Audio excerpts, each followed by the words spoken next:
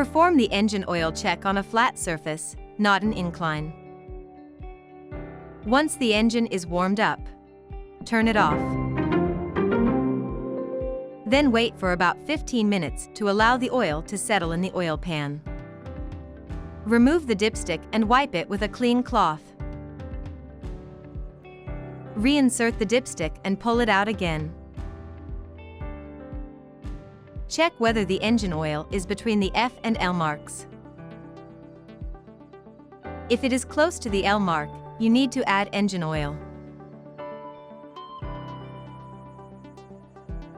Refill the oil while checking that the level remains between the F and L marks on the dipstick.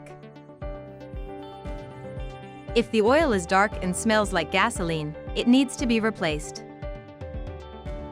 Keep your vehicle safe by regularly checking the engine oil. Kia, movement that inspires.